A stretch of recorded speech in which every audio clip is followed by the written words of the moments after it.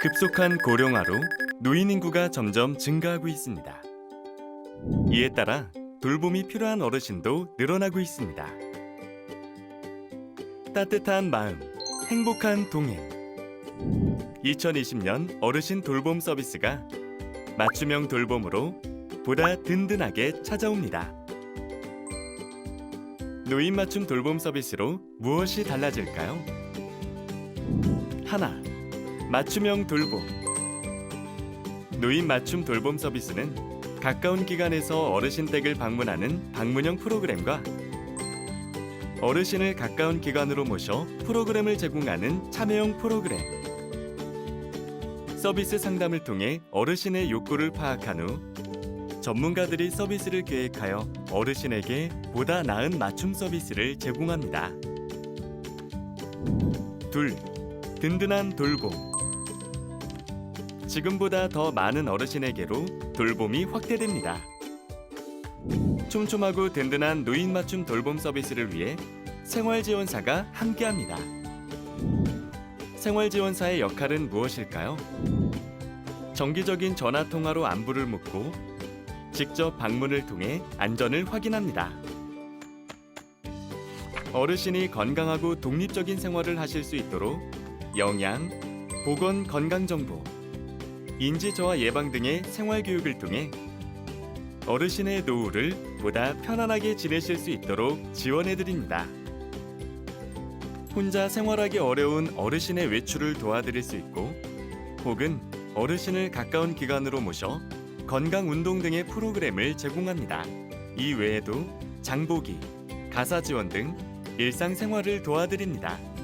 노인 맞춤 돌봄 서비스 덕분에 어르신은 더 행복합니다. 안녕하세요. 노인 맞춤 돌봄 서비스 상반기 성과대회 진행을 맡게 된 김일주입니다. 반갑습니다.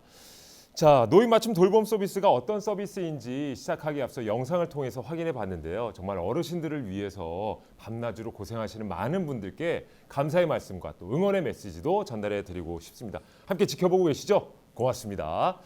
자, 오늘 이 자리는요, 노인 맞춤 돌봄 서비스가 상반기 동안 어떻게 또 추진되고 진행돼 왔는지, 현장에서의 애로사항은 무엇이었는지 이런 것들을 파악하고 또 개선될 점은 무엇인지까지 얘기를 한번 나눠보도록 하겠습니다. 먼저 상반기가 지났기 때문에 또 우수 프로그램 시상식까지도 함께 공유를 하도록 하겠습니다.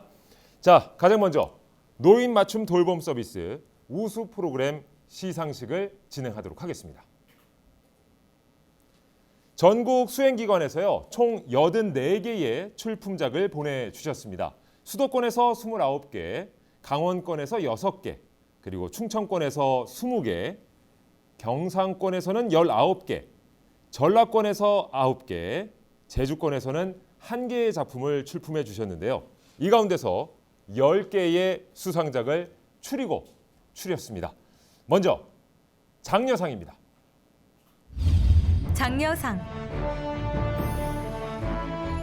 경북 경산시 재가노인 지원 서비스 센터의 어르신 마음의 봄, 인생 찍고 마음 담고 사진을 찍으며 추억을 회상하고 함께 나누며 사회관계 회복을 통해 우울감을 감소시키는 프로그램입니다.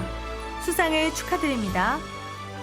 경북 경산시 재가노인 지원 서비스 센터의 경산 어르신께 생활안전교육을 배달합니다. 어르신 생활공간으로 지역사회의 전문가가 직접 찾아서 소통하는 친절한 생활교육 프로그램입니다. 수상을 축하드립니다. 대구 수성구 홀트 대구 종합사회복지관의 스마트 징검다리. 디지털 소외 현상을 느끼는 취약 어르신들의 사회 적응력 향상 및 사회관계망 활성화 지원 사업입니다. 수상을 축하드립니다. 경기 수원시 버드네 노인복지관의 기특해유. 주관적 기억 감퇴와 경도인지 장애 노인의 치매 예방을 위한 1:1 가정 방문형 인지 활동 프로그램입니다. 수상을 축하드립니다. 경기 안양시 율목종합사회복지관의 있다. 1인 고령 노인 가구의 식생활 및 사회적 지지 돌봄망 형성을 위한 식사 돌봄 프로그램입니다. 수상을 축하드립니다. 네, 이렇게 첫 번째 순서로 장려상 수상을 했습니다. 다시 한번 받으신 기관 여러분들 축하드리도록 하겠습니다. 자, 이어지는 시상은 우수상입니다.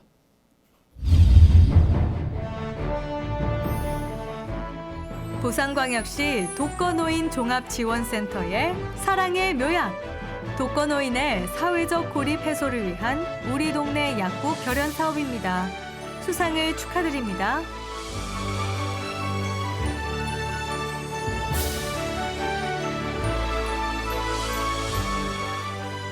대전 동구 행복한 어르신 복지관의 1+5 사랑 가득 밑반찬, 돌봄 대상자의 주체적인 재능 나눔으로 만드는 밑반찬 만들기 프로그램입니다.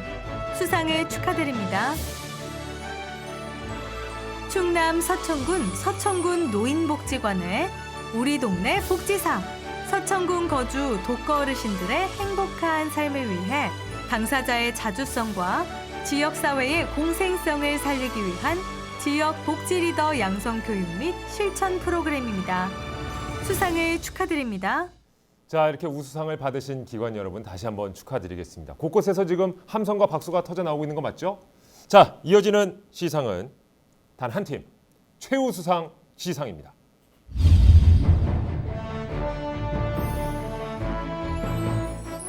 서울 강남구 노인통합지원센터의 위드미 케어. 어르신들의 신체 건강 강화 및 유지를 위한 예방적 건강 교육 프로그램입니다. 수상을 축하드립니다. 네, 최우수상 수상을 다시 한번 축하드리겠습니다. 이제 마지막 순서입니다. 대망의 대상 시상이 있겠습니다.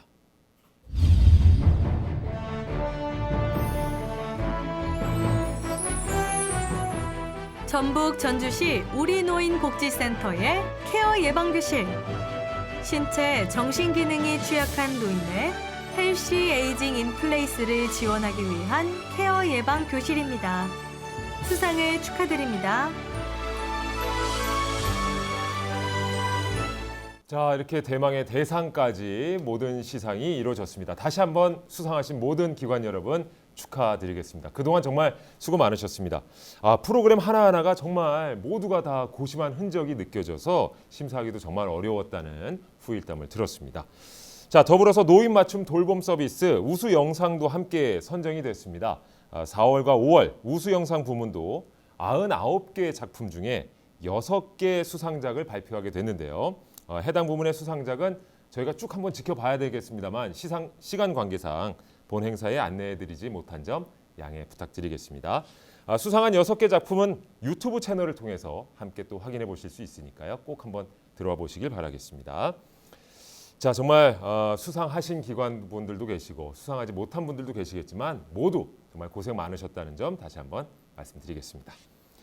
자, 오늘 시작하면서 영상으로 함께 보시긴 했지만요. 많은 분들이 정확히 이제 노인 맞춤 돌봄 서비스가 무엇인지에 대해서 궁금해하신 분들이 계실 것 같아요. 그 궁금증을 풀어드리기 위해서 벌써 제 옆자리에는 각계의 전문가 또 담당자분들이 나와 계십니다. 바로 소개해드리도록 하겠습니다. 먼저 중앙에서 노인 돌봄 정책을 총괄하고 기획하시는 보건복지부 노인정책과 양동교 과장님 자리해 주셨습니다. 어서 오세요. 네, 안녕하십니까. 예, 반갑습니다. 자, 그리고 학계 전문가이신 백석대학교 사회복지학과 서동민 교수님 자리해 주셨습니다. 어서 오세요. 반갑습니다. 네, 교수님 반갑습니다. 자, 현장에서 실무의 관점에서 중앙의 정책 추진을 지원하는 독거노인 종합지원센터의 김현미 센터장님. 안녕하세요. 안녕하십니까. 예. 자, 이렇게 세 분 모시고 저희가 얘기를 나눠보도록 하겠습니다. 자, 본격적으로 이제 이야기를 시작하기에 앞서서요. 먼저 노인 맞춤 돌봄 서비스 어떤 사업인지 우리 과장님께서 간략하게 좀 소개해 주시죠. 예, 노인 맞춤 돌봄 서비스는 혼자서는 일상생활을 하기 어려운 어르신들에게 꼭 필요한 서비스를 제공해서 안정적인 노후 생활을 보장하기 위한 사업입니다. 예. 특히 장기 요양 등급 판정 이전 단계에서 어려움을 겪고 계시는 어르신들께서 기본적인 생활을 하는데 필요한 건강 상태를 유지하고 또 한편으로는 악화되는 것을 방지함으로써 건강한 노후 생활을 지원하는 사업이라고 할 수 있겠습니다. 네.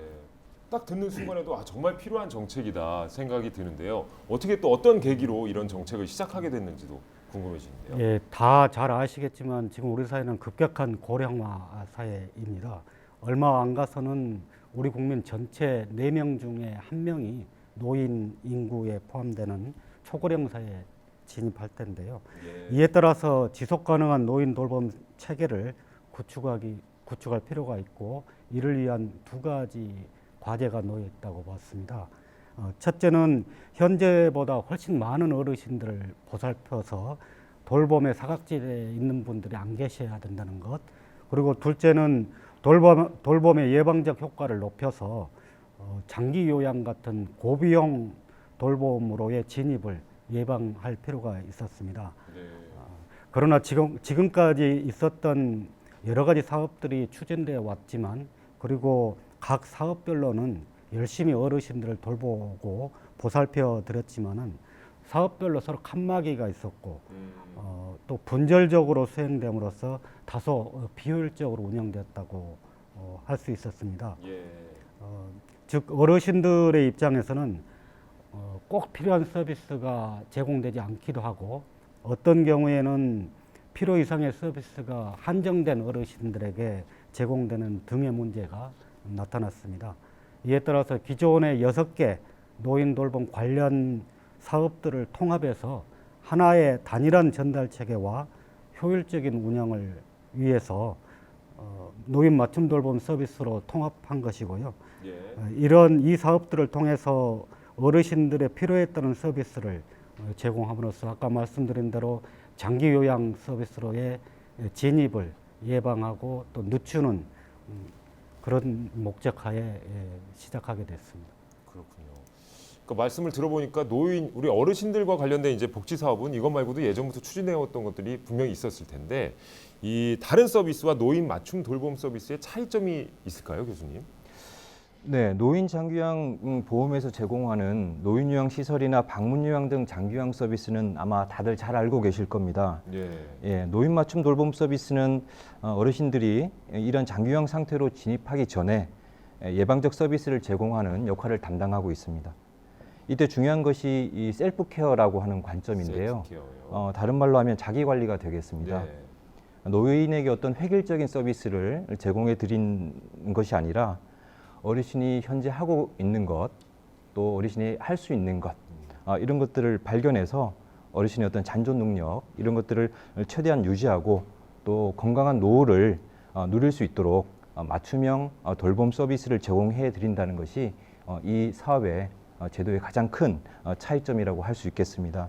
그렇군요. 예, 우리보다 앞서 고령화를 경험한 외국의 선진국들도 어르신의 어떤 상태 악화를 예방하기 위해서 다양한 보건의료 복지 서비스를 개발해서 제공하고 있는데요.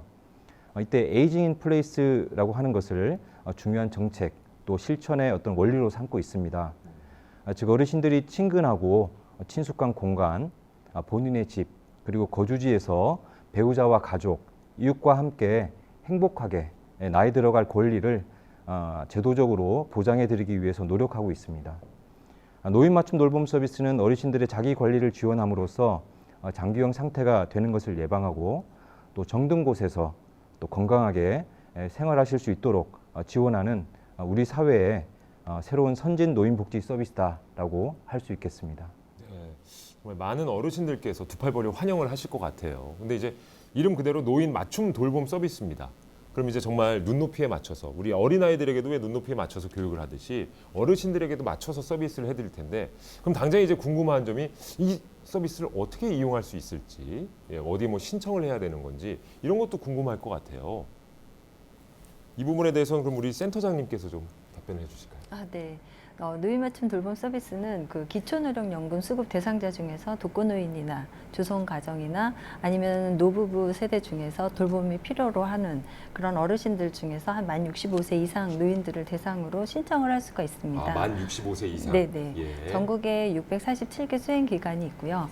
그리고 가까운 읍면동 주민자치센터에 본인이 직접 가서 신청하실 수 있고 아니면은 법적 보호자를 통해서 대리로 신청이 가능합니다.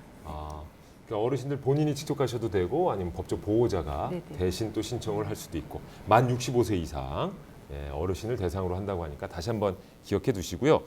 이렇게 들으니까 이제 노인 맞춤 돌봄 서비스가 어떤 건지 대충은 이제 감이 잡히실 것 같습니다. 이제 본격적으로 그렇다면 이제 앞으로의 발전 방향에 대해서 이야기를 나눠보는 시간을 갖겠습니다.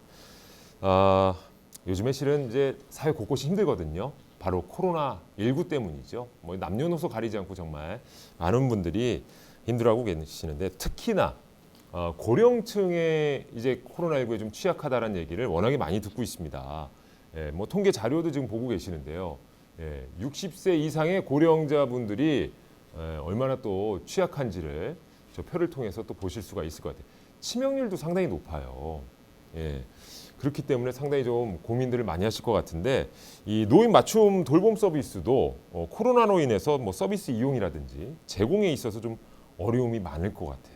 실제 현장은 또 어떻게 좀 진행이 되고 있는지도 궁금해지는데요. 네, 지금 말씀하신 것처럼 코로나19 상황으로 인해서 노인 맞춤 돌봄 서비스 같은 경우에는 이제 대면 서비스로 진행을 하는 부분이 있거든요. 그러다 보니까 어려움도 상당히 많고 그럼에도 불구하고 지금 현장에서는 감염병에 대한 어떤 예방 수칙 이런 것들을 좀 잘 준수해서 서비스는 계속 진행 중에 있습니다. 그렇군요. 워낙에 직접 찾아가서 좀 돌봄 서비스를 진행해야 되는데 요즘에는 네네. 뭐 언택트라든지 뭐 비대면 뭐 이런 서비스를 또 강조하는 부분도 있어서 특히나 좀 현실적으로 좀 힘든 부분이 또 많이 있으실 것 같아요. 어떤 것들이 좀 힘드세요? 네, 그 코로나19가 이제 계속적으로 확산되면서 그 수행 기간은 사전에 그 계획을 수립을 해서 서비스 제공을 하게 되어 있거든요. 그런데 이제 이런 상황이 어렵다 보니까 대부분 이용자 어르신들이 또 특히 외부적인 어떤 활동이 제한이 되다 보니까 장기간 댁에 계시는 경우들이 많습니다. 그러다 보니까 어르신들이 이제 영양 관리에 있어서도 상당히 미흡하고 또한 고립감이 많이 심화되다 보니까 이러한 상황에 대해서 그 돌봄 서비스에서 이제 그러한 것들을 좀 하실 수 있도록 어떤 서비스 대체를 좀 생각을 하고 있고요. 또한 돌봄 서비스를 이용하려고 하는 많은 대상자들이 있음에도 불구하고 이제 누군가가 우리 집에 오는 거를 꺼리다 보니까 마음은 받고 싶지만 실제적으로 서비스를 이용하지 못하는 그러한 여러 가지 어려움들이 좀 있습니다. 네. 그렇죠. 또 어르신들의 마음도 또 한편으로 이해가 돼요. 네네, 그렇죠.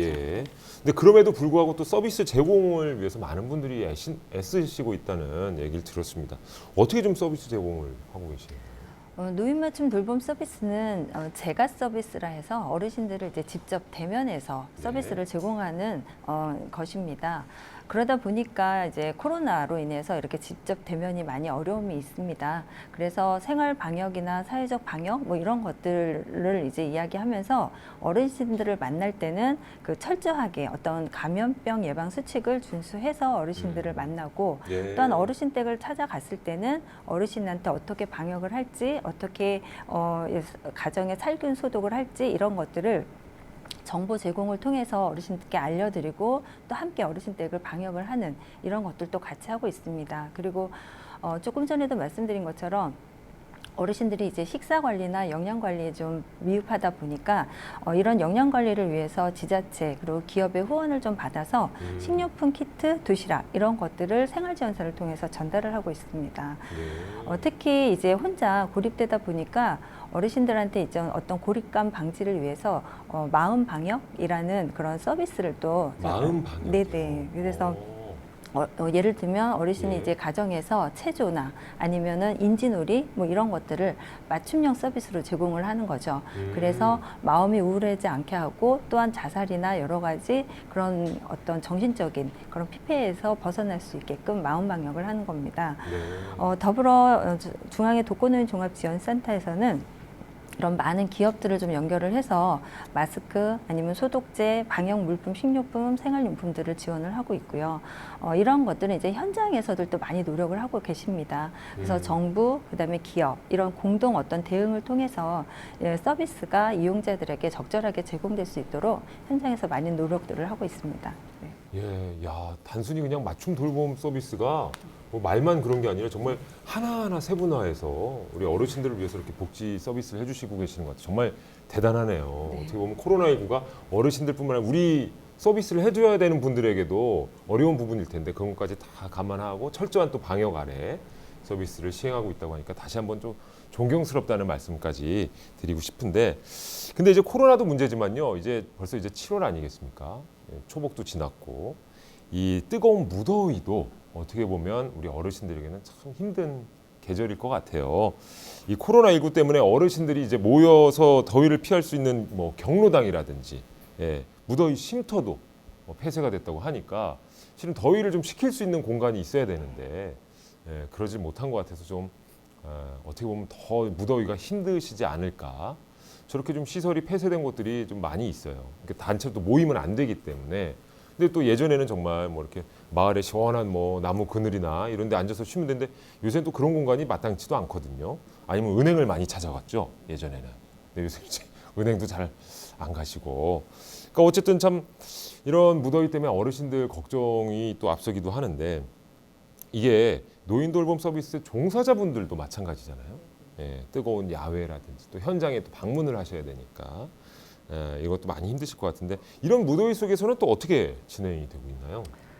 조금 전에 사회자님이 말씀하신 것처럼 그 노인분들이 그 어떤 그 무더위에 심혈관 질환이나 아니면 노인성 질환에 상당히 취약한 부분들이 많습니다. 그렇기 때문에 예전에는 복지관이나 경로당 등을 통해서 어떤 무더위 쉼터를 이용을 하실 수가 있었는데 요즘에는 이제 그러한 어떤 시설들이 폐쇄되다 보니까 어르신 댁에서 이제 고립되어 있는 경우들이 상당히 많습니다.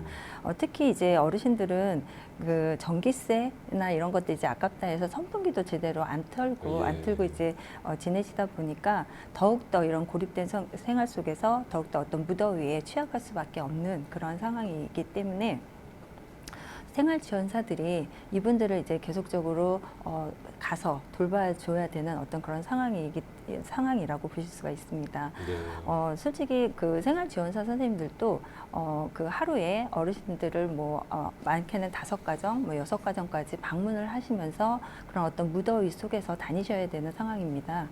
그렇기 때문에 이분들도 상당히 어려움에도 불구하고 만약에 생활지원 선생님들이 가지 않았을 때 어르신에 대한 어려움들이 있기 때문에 그런 어려움을 좀 무더위의 어려움을 극복하고 본인들이 직접 찾아가서 어르신들한테 생활 안전에 대한 안내나 아니면 후원 물품을 전달을 한다든지 이런 여러 가지들을 지금 계속적으로 진행을 하고 있습니다.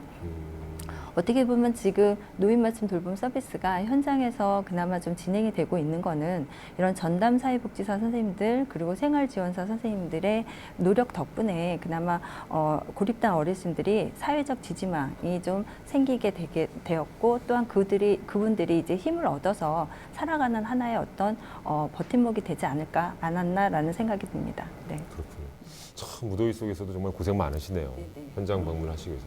아니 우리 이런 분들을 위해서 복지사 분들을 위해서 보건복지부에서 이렇게 손 선풍기라도 이렇게 하나씩 양 과장님. 예, 적극적으로 검토를 해보겠습니다.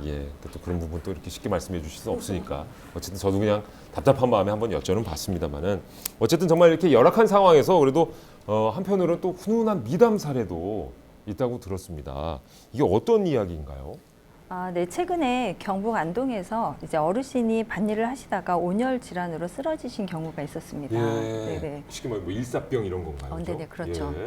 그런데 이제 생활지원사 선생님이 어르신 댁을 방문했는데 어르신이 댁에 계시지 않아서 밭에 나가봤더니 거기 이제 쓰러져서 이제 우리 생활지원 선생님이 그 응급 처치를 이제 계속적으로 기간으로부터 배웠거든요. 처치 방법을. 그래서 그걸 가지고 어르신을 응급을 처치하고 119를 불러서 생명을 살린 그런 사례입니다. 그래서 이것이 이제 그 지역의 언론에도 이제 소개가 되었던 바인데요. 이렇게 노인 맞춤 돌봄 서비스에 어떤 효과적인 진행을 위해서 생활 지원 선생님들이나 아니면 전담 사회복지 선생님들의 계속적인 역할이 요구되어지고 있는 상황입니다. 네. 맞네요. 그렇게 주기적으로 방문하지 않았더라면 생활 그렇죠. 지원사분들이 그렇죠? 네네.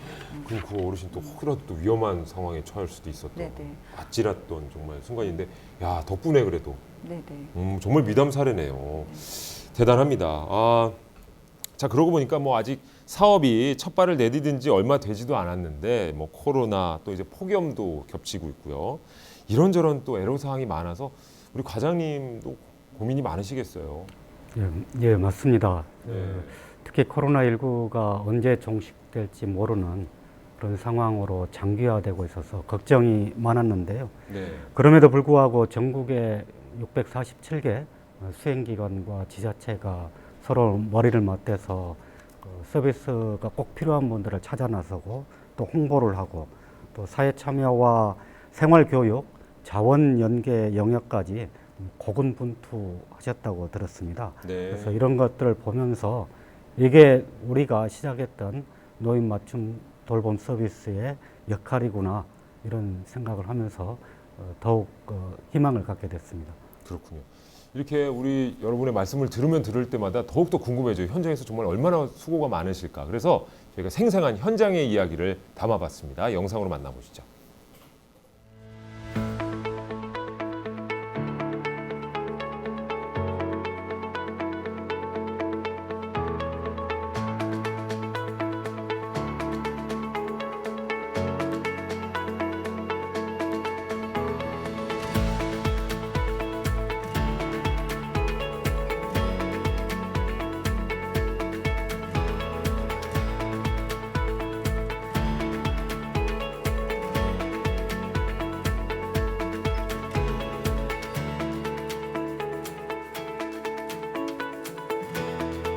사실 저희가 그 대상자 발굴에 중점을 두고 연초에 그 읍면동 복지팀하고 저희 남원시하고 같이 합동으로 독거노인 현황 조사를 실시를 했습니다.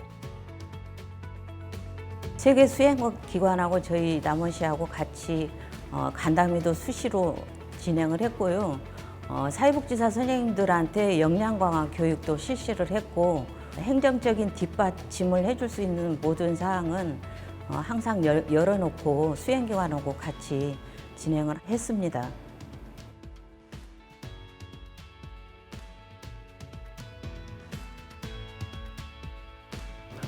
이 대상자의 확보는 읍면동 주민센터를 통해서 대상자 선정이 되거든요. 전담 사회복지사들이 읍면동 사회복지사하고 MOU를 체결하고 그 사회복지사들이 대상자 확보하는데 굉장히 유리한 고지를 선점해서 저희들이 코로나 이전에 초기에 대상자를 확보했던 것 같습니다. 대상자 확보 어려운 점이 매우 많았음에도 불구하고 초기부터 대상자 확보하는데 관내 협조가 적극 되어서 지금에 이르렀던 것 같습니다.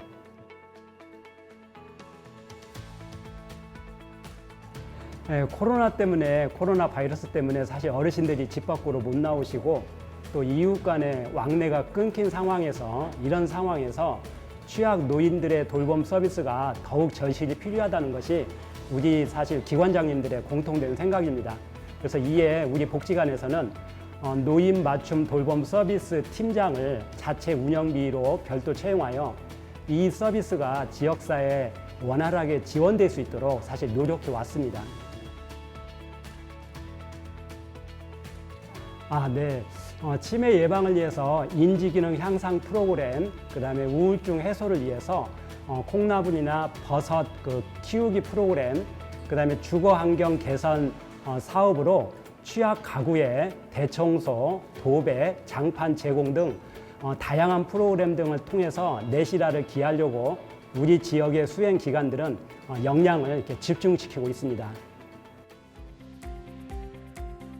코로나19가 이제 확산되면서 필요했던 방역 물품이라든지 식품 키트, 그리고 영양식품이라든지, 그리고 생활지원사들이 어르신들께 도움을 드릴 수 있는 다양한 물품들을 지역에서 적극 발굴했습니다.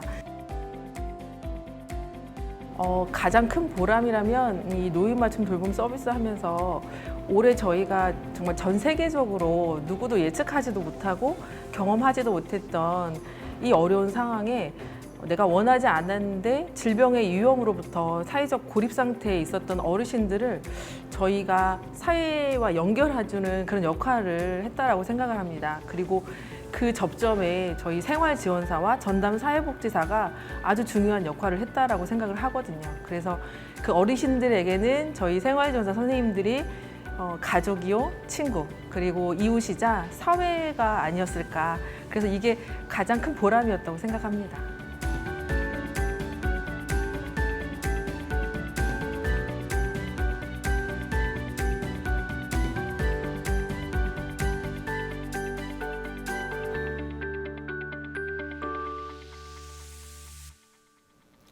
네, 현장에서 고생하시는 분들의 생생한 목소리를 잘 들어봤습니다. 더욱더 뭐랄까 좀 힘이 나는 것은요. 이렇게 말씀하시는 분들의 표정에 생기가 넘치신다는 거예요. 예, 그분들이 어쨌든 또 일일이 이렇게 찾아뵙고 어르신들에게 또 다른 활력을 불어넣어줄 수 있다는 생각에 더욱더 기분이 참 뿌듯해지는 것 같은데 많은 분들의 노고가 정말 만들어낸 결과물이 아닐까 싶습니다. 과장님은 어떻게 보셨어요? 예, 그 노인 맞춤 돌봄 서비스의 성공의 핵심이 지자체와 수행기관 간의 긴밀한 협력체계 구축에 있다라는 걸 느꼈습니다. 네. 조금 전 영상에서 소개됐던 남원시의 경우가 잘 드러났는데요. 이러한 그 지자체와 수행기관 간의 협력체계를 긴밀하게 구축을 해서 신규 대상자 발굴이 잘 이루어졌고 또 수행기관에서는 다양한 프로그램들을 제공하는 등 서비스가 내실 있게 운영되었던 대표적인 수범 사례라고 할 수 있겠는데요. 다른 지역에서도 이러한 남원시의 사례를 참고해서 사업 운영에 좀 도움이 되기를 바라고요. 사실 남원시뿐만이 아니라 서울 용산구 같은 여러 지자체에서도 열정적인 지자체 또 수행기관에 담당하시는 분들의 노력으로 사업을 성공적으로 수행하고 있다고 들었습니다. 네. 이 자리를 들어서 감사 말씀을 드리고 싶습니다. 네, 맞습니다. 자, 이렇게 노인 맞춤 돌봄 서비스가 지금까지 어떻게 또 시행되어 왔는지 많은 분들의 노고가 또 어떻게 이루어지고 있는지를 살펴봤는데요. 지금부터는 어떤 방향으로 발전을 또 해 나가야 될지 또 이제 뒤돌아보고 앞으로 나아가는 방향을 또 한번 모색해 봐야 될 것 같은데 먼저 정책적인 방향은 어떤지 과장님께서 좀 답변해 주시죠. 예, 장기 요양 서비스 사업을 제외하고는 그 국비가 대규모로 투입되는 전국 단위의 노인 돌봄 사업은 노인 맞춤 돌봄 서비스 사업이 거의 유일하다고 볼 수 있습니다. 아까 말씀드렸듯이 노인 맞춤 돌봄 서비스가 성공적으로 정착하기 위해서는 단순한 안부 확인이나 가사 지원 차원을 넘어서서 노인들의 사회생활 그리고 일상생활을 지원을 아우르는 예방적인 그 돌봄 서비스 체계 구축에 있다고 볼 수 있습니다. 네. 저희 보건복지부는 ICT 기반의 돌봄 서비스인 응급안전안심 서비스가 있는데요. 이런 부분들도 통합해서 또 코로나 상황을 고려해서 비대면 형태의 돌봄 서비스도 도입하는 등 서비스 프로그램을 다양화해 나갈 것이고요. 네. 또 전국에서 수행하고 계시는 생활지원사나 전담 사회복지사 분들을 위한 직무 교육도 더 강화해 나갈 예정이 있습니다. 네. 또 한편 커뮤니티 케어 관점에서 방문 건강 관리나 또 만성 질환 관리 시범 사업 등 다른 보건 서비스와의 연계도 적극 강화해 나갈 예정입니다. 또한 이런 노인 맞춤 돌봄 서비스는 저희 정부뿐만이 아니라 각 지방자치단체와 민간단체가 적극적으로 협력했을 때만이 성공할 수 있고 또 계속해서 발전할 수 있는 거라고 생각이 들고요. 그런 관점에서 저희들은 지자체 그리고 현장과 학계 전문가분들 의견 잘 듣고 소통하면서 제도를 하루속히 정착하고 또 발전을 위해서 노력해 나갈 생각입니다. 그렇군요. 그러기에 이런 자리가 더 중요한 것 같아요. 우리 저 현장에 우리 센터장님이 또 와 계시니까 노인 맞춤 돌봄 서비스 현장에서는 또 어떻게 바라보고 계시는지 센터장님도 한번 말씀해 주시죠. 네. 지금 양동규 과장님께서 말씀하신 것처럼 그 기존의 노인 돌봄 서비스가 이제 단순 안전 확인이나 단순 일상생활 케어에서 만약에 진행된 거라면 이제 거기서 벗어나서 지역 내에 있는 이용 어르신들의 상황에 맞게 종합적으로 서비스가 개편이 돼야 되고 제공이 돼야 된다라고 생각합니다. 네. 그러기 위해서는 일단 현장에서 이 서비스에 대한 마인드가 좀 변화돼야 되지 않을까라고 생각을 하는데요. 먼저 기존의 서비스 제공 방식이 그 공급자 중심의 어떤 서비스 제공 방식이었다면 이제는 그 서비스 제공 방식이 서비스 이용자의 어떤 종합적인 상황을 고려한 서비스 이용자 중심의 어떤 그런 마인드로 변화되어야 되지 않을까라고 보고 있고요. 네. 또한 아까 그 서 교수님께서도 말씀하신 것처럼 그 어르신의 잔존 능력을 최대한 활용해서 그 자기 셀프 케어가 될 수 있도록 해서 그 어르신들께서 지역 내에서 스스로 자립적인 생활을 할 수 있도록 노인 맞춤 돌봄 서비스에서는 지원을 해야 된다라고 보고 있습니다. 그러기 위해서는 그 중앙의 독거노인 종합지원센터는 복지부와 어떤 정책적인 방향도 같이 가야 할 뿐 아니라 현장에 있는 많은 얘기들을 좀 청취를 해서 노인 맞춤 돌봄 서비스의 정책 지원 기관으로서 수행 기관의 운영을 함에 있어서 어떤 그 전문적인 지원, 컨설팅, 현장 점검 이런 것들을 좀 더 확대해 나갈 예정이고요. 네. 또한 종사자들에 대해서 역량 강화나 아니면 업무 소진을 예방할 수 있는 다양한 어떤 종사자들을 위한 프로그램들을 좀 개발해서 제공할 예정입니다. 더불어 아까도 말씀드린 그 전통적인 서비스 방법에 대해서도 그 대면과 어떤 집단에 대한 어떤 제공 방식 이런 서비스뿐만 아니라 요즘에 이제 4차 산업으로 인해서 언택트 시대로 바뀌어가고 있거든요. 예. 여기에 발맞춰서 영상, ICT 등 다양한 어떤 기능을 활용한 이런 서비스 제공 방식에 대해서도 개발해서 더 많이 현장에 제공할 수 있도록 노력할 예정입니다. 네. 현장의 목소리까지도 저희가 센터장님을 통해서 확인을 해봤고요. 이번엔 학계에서는 또 노인 복지 서비스 어떤 방향으로 나갈지 또 생각도 많으실 것 같은데요. 교수님께서 좀 말씀해 주시죠. 네, 우리 노인 맞춤 돌봄 서비스가 우리나라의 어떤 노인 복지의 대표적인 서비스로 자리 잡기 위해서는 무엇보다 제공기관의 책임성 그리고 제공 인력의 전문성 을 향상시키기 위한 노력이 무엇보다 중요하다라고 생각이 됩니다. 네. 좋은 서비스라고 하는 것이 결국엔 좋은 인력으로부터 비롯되는 것이 아닐까요? 그리고 어르신들의 복합적인 욕구와 늘어나는 수요, 또 사회 환경의 변화에 대응할 수 있는 다양한 유형의 서비스들을 개발하고 또 보급하기 위한 활동도 중요할 것입니다. 오늘 이 자리도 이런 발전적인 노력들의 일환이라고 생각합니다. 그렇군요. 자, 이렇게 우리 교수님의 또 학계의 목소리까지 들어봤습니다. 세 분 모시고 오늘 노인 맞춤 돌봄 서비스 지금까지 어떻게 시행돼 왔고 앞으로는 또 어떻게 발전하면 좋을지 저희가 함께 모색해보는 시간을 가져봤는데요.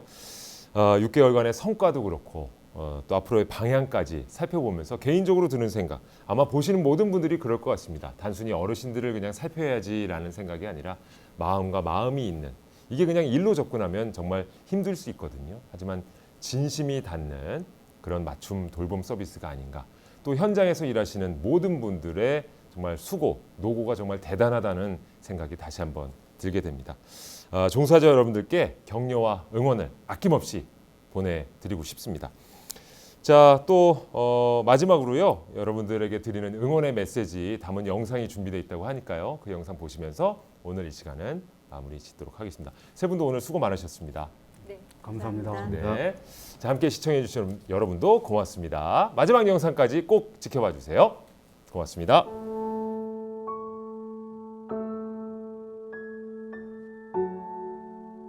생활지원사 박혜자입니다. 이 일을 하게 된 계기가 조금이라도 행복을 내가 전해줄 수 있고 사랑을 전해줄 수 있으면 좋겠다. 이거는 인생의 동반자다, 가족이다. 어떤 내면과 정신적인 것과 실질적인 생활에 도움이 될 수 있도록 노력을 하고 있어요. 외로운데 늘 그렇게 염려해 주시고 그러니까 기적이나 마찬가지죠. 지금은 행복해요. 선생님 아니었으면 제가 어떻게 됐을지도 몰라요. 어르신들이 삶의 변화를 가져오고 또 그걸 통해서 저의 삶도 더 변화가 되고 그런 변화가 있는 것이 바로 기적이라고 생각합니다. 기적이란 같은 인생을 사는 거예요. 그냥 같이 이렇게 항시 같이 하고 싶어요. 너무너무 사랑합니다. 사랑합니다. 그리고 제 인생에 도움이 되어주시는 어르신 감사합니다.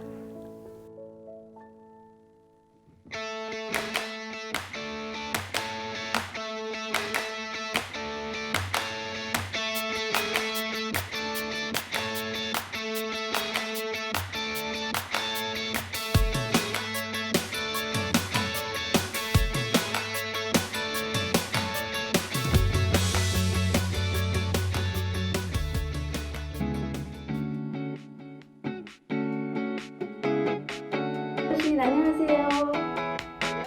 예, 생활지원사입니다. 예, 어르신 식사는 하셨어요? 평생에 날 어머니라 부르는 사람이 아무도 없었는데 그렇게 해주니까 아들 좋고 좋고 가고 나면 또 마음이